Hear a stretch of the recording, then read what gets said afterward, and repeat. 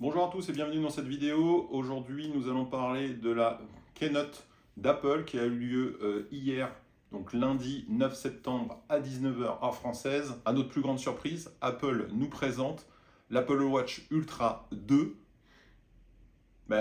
En fait, elle était déjà présentée, mais simplement, ils ont changé la couleur. Et oui, une nouvelle couleur, full black, avec du carbone. Nous verrons ça aussi pendant la keynote. Nous détaillerons un petit peu cette révolution de la part de Apple de sortir une autre couleur et surtout de sortir encore l'Apple Watch Ultra 2. Voilà, comment se faire de l'argent sur du vieux. Alors nous allons tout de suite débriefer sur la keynote. On va regarder ensemble la keynote. On va donc là pour l'instant aller sur la partie Apple Watch. Et puis tout de suite après, sur les autres vidéos, vous aurez l'occasion de regarder la partie AirPods et bien sûr la partie iPhone tant attendue. Donc nous commençons par la partie présentation. On va aller très vite là-dessus. Les bienfaits de l'Apple Watch, les bienfaits de l'iPhone. Bon, comme toujours, hein, comme d'habitude, Apple montre les bienfaits de l'Apple Watch et de l'iPhone. Ça a sauvé des vies, c'est très bien, je ne dénigre pas ça. Voilà, mais c'est juste pour prouver et montrer au monde que ces appareils fonctionnent et sauvent des vies. Petite présentation de la partie Apple Watch, je vous laisse en profiter. C'est l'occasion de se faire plaisir aux yeux. Donc voilà, on voit que les capteurs, on voit les haut-parleurs. Effectivement, ils ont amélioré aussi les haut-parleurs, mais concrètement, rien de nouveau. Et là, aux surprises, on va attendre encore un petit peu. On est sur le même design. J'espérais qu'ils partent comme la Watch Ultra, enfin la Watch de Huawei. Je vous mets une petite photo juste à côté. Qui est pour moi un design vraiment voilà, rectangulaire mais très appréciable. Et j'espérais qu'ils innovent pour la Watch X, la Watch 10, et donc concrètement, ils n'ont rien fait du tout.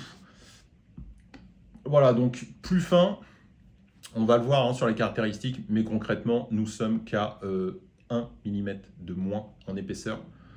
Forcément, au niveau de la taille, ça change puisque l'écran est plus grand. Et d'ailleurs, il a été annoncé qu'il était plus grand que la Watch Ultra 2.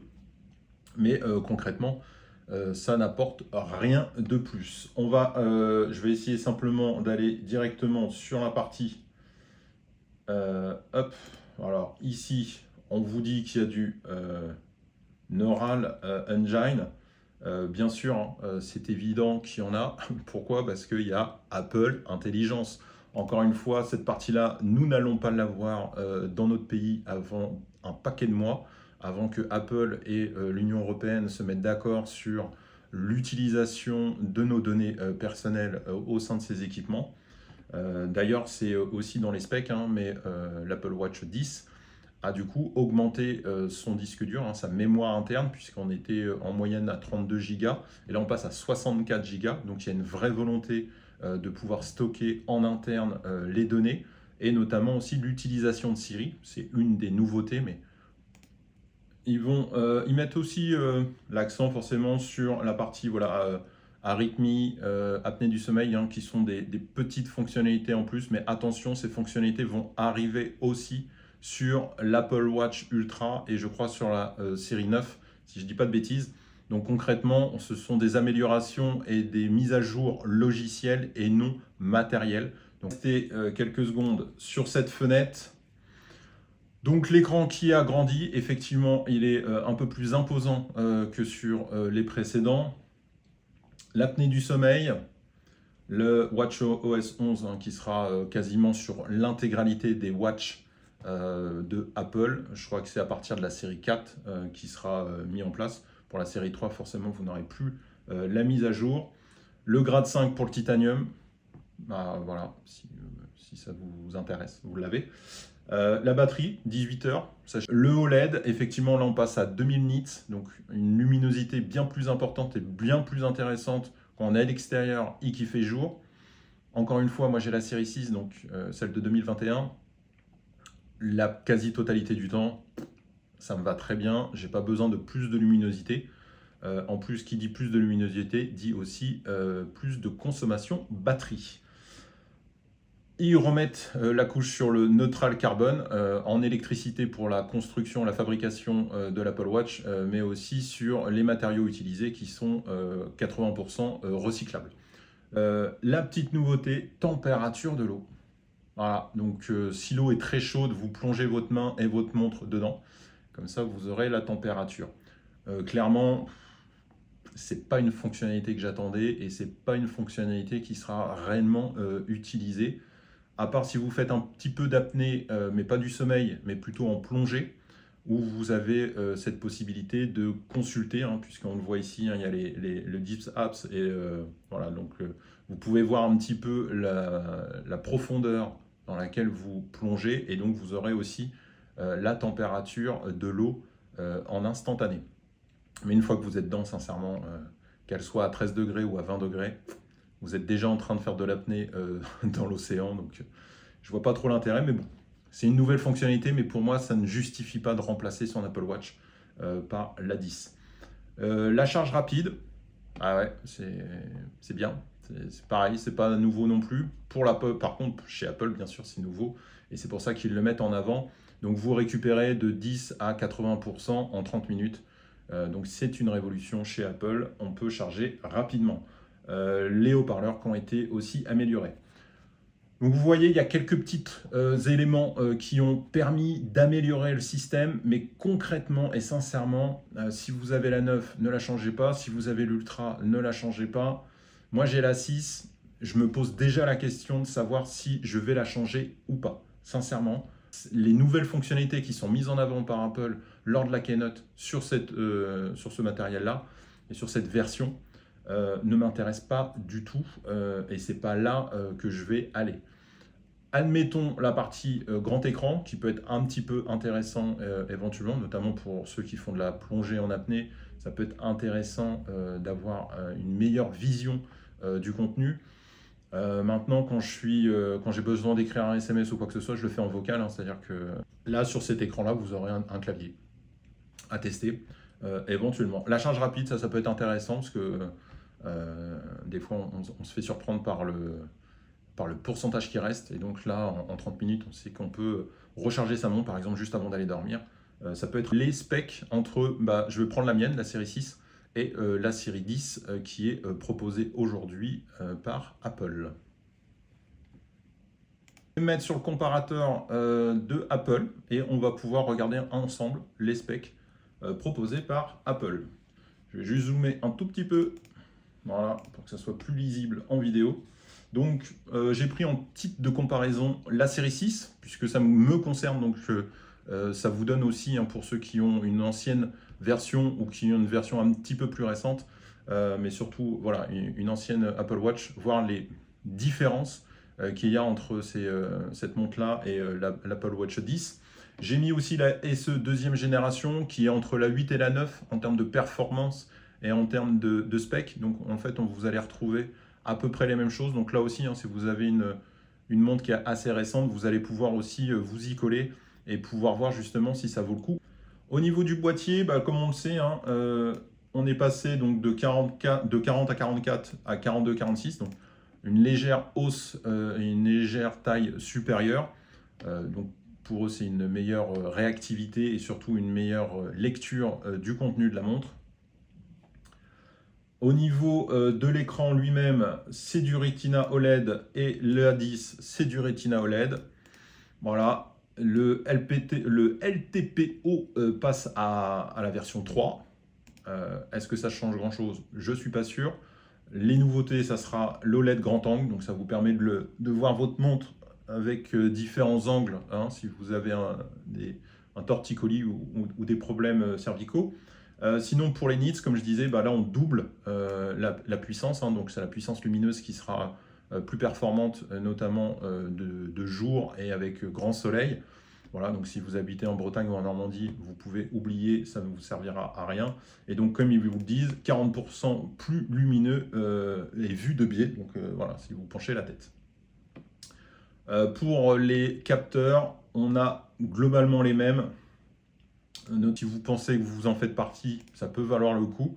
d'avoir cette montre-là, mais encore une fois, est-ce que ça justifie de racheter une montre juste pour ça? Je ne suis pas sûr.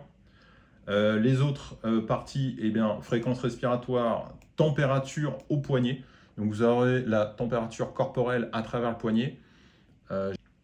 Le capteur de température, donc forcément ça c'est le nouveau capteur, puisque là on l'a au niveau du poignet et on l'aura aussi quand vous ferez de l'apnée dans la mer. Les cycles d'ovulation pour les femmes, juste la partie cycle pour la partie voilà, qui concerne les femmes pour les règles, mais aussi l'estimation d'ovulation rétrospective.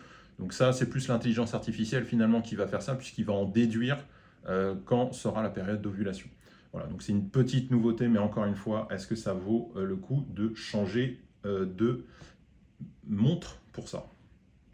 Ici, eh bien, résistance à l'eau, 50 mètres, bah, ils le font tous. Par contre, vous avez le profond 10 mètres jusqu'à 6 mètres. Donc ça veut dire simplement que vous aurez la possibilité de consulter la profondeur de l'eau jusqu'à 6 mètres. Voilà, donc vous n'irez pas plus loin. Le capteur de température d'eau, ça on l'a vu. La partie GPS, modèle cellulaire, tout ça, ça n'a pas changé. Ici, vous avez donc le processeur, mais ça, tous les ans, il change. Donc, c'est exactement les mêmes choses. Les gestes, toucher 2 fois. Voilà, qui va l'utiliser. Il y en a qui vont l'utiliser, je pense. Mais concrètement, c'est une gymnastique et je ne suis pas sûr qu'au quotidien, on pense à faire ça. Voilà. Encore une fois, il faudra le tester. Dites-moi en commentaire si vous voulez que j'achète l'Apple Watch 10 et que je fasse les tests. J'aimerais bien, mais bon, concrètement, je ne suis pas sûr. L'utilisation de Siri, donc plus rapide, c'est pas qu'il sera plus rapide, c'est déjà simplement qu'il sera stocké sur l'Apple Watch. Ça, ils ne le disent pas comme ça, mais c'est concrètement ça. C'est pour ça d'ailleurs que la capacité de la mémoire interne a doublé. C'est pour stocker Siri et donc permettre à l'Apple Watch d'être comme un iPhone, c'est-à-dire de pouvoir être autonome sur les réponses et les recherches de Siri. La localisation sera forcément plus précise. Tout bonnement, pourquoi? On le verra juste en dessous, mais c'est simplement parce que la partie géolocalisation est avec les nouvelles puces qui est déjà intégrée sur les AirPods et sur les derniers équipements Apple. L'autonomie, donc vous voyez, rien de changé, c'est toujours les mêmes. Ici, bon, ils mettent plus de détails sur les 36 heures en mode économique, mais je suis sûr qu'on atteint les mêmes autonomies sur les autres montres. La charge plus rapide, effectivement, alors je disais de 10 à 80, mais c'est de 0 à 80 en 30 minutes. Les finitions, on a de l'alu, on a du titanium, on avait à peu près les mêmes choses pour la 6 notamment, vous voyez, donc il y avait déjà du titane, donc ça ne change pas. Les dimensions, donc ça peut être intéressant, c'est là où j'attendais un peu plus de finesse en termes d'épaisseur, vraiment sur cette partie-là, voilà, donc l'épaisseur tout simplement de la montre, j'attendais qu'il l'affine au maximum, mais j'avoue que je suis un petit peu déçu puisque on passe de 10,7 à 9,7, donc pile poil 1 mm de moins. Là où on peut gagner, c'est où? C'est là, sur l'alu, où effectivement on passe de 39,7 à 29,3. Donc en tout cas pour ma part, qui vient d'une série 6, là, on gagne quand même plus de 10 grammes sur une montre, sur ce type de poids et sur ce type d'appareil. 10 grammes, c'est quand même important. Donc là, effectivement, on va encore moins sentir la montre au poignet. Vous voyez déjà que la SE avait déjà ce type d'équipement, donc ce type de poids. Donc il n'y a rien de révolutionnaire non plus, mais c'est quand même à souligner qu'il y a au moins un effort de fait sur la partie poids de cette nouvelle montre, mais encore une fois, est-ce que ça justifie de changer de montre pour ça? Les écrans, on les a déjà vus, on a déjà les specs, on gagne un tout petit peu en pixels. Pourquoi? Simplement parce que l'écran est plus grand. Voilà. Et puis donc la surface d'affichage, par contre, elle augmente aussi un tout petit peu, forcément. Plus de pixels, écran plus grand, écran OLED amélioré. Donc forcément, on a un petit plus, un petit gap qui se fait. Alors, encore une fois, je vous rappelle, je pars de la série 6. On pourrait faire éventuellement la comparaison avec la série 9, mais je vous laisserai le faire si vous le souhaitez. Je ne pense pas qu'il y ait un grand gap. Les fonctionnalités, on va avoir globalement les mêmes. Je passe assez rapidement là-dessus. Forcément, l'apnée du sommeil, on ne l'a plus. Ici, voilà, c'est sur la partie GPS, c'est sur comment s'appelle les normes. Donc voilà, il y en a une en plus, la BDO. À voir, ça concerne quel pays ou ça concerne quelle technologie. Est-ce que vraiment ça va impacter ou non la localisation et la géolocalisation de l'appareil? Je suis pas sûr. Je suis pas sûr là-dessus.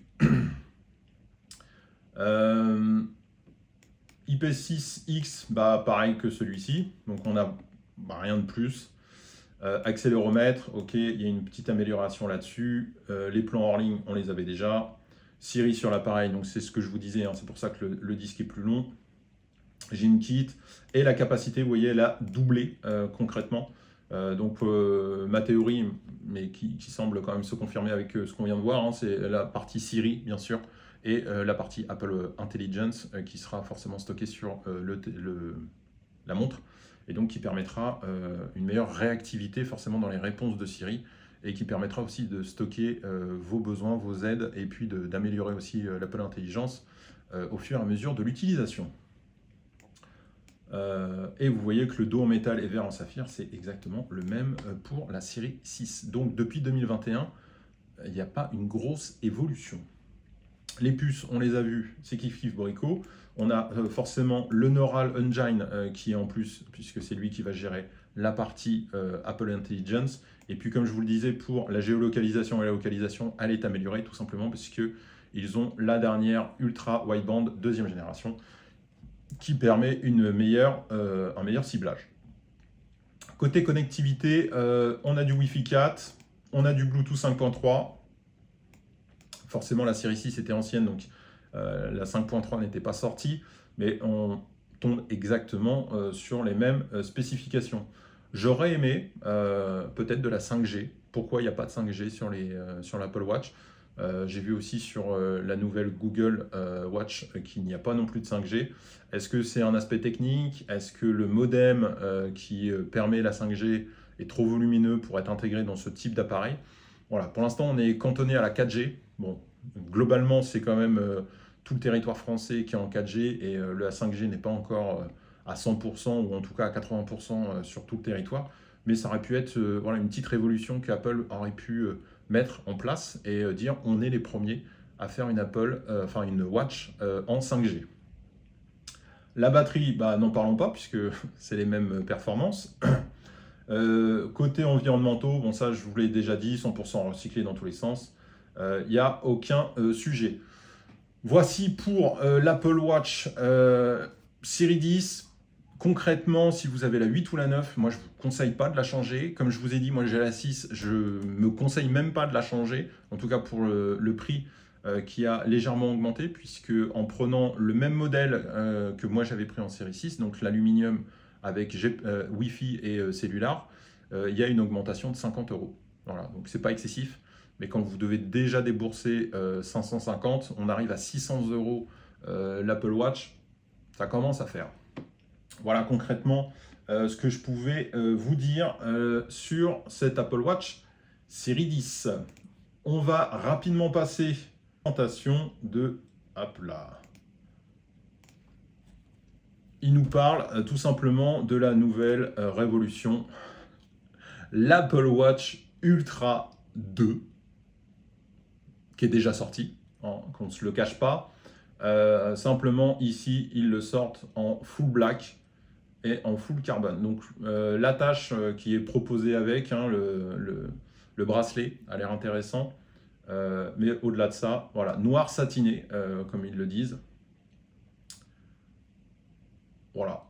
Je vous laisse apprécier les couleurs, apprécier le design, le carbone.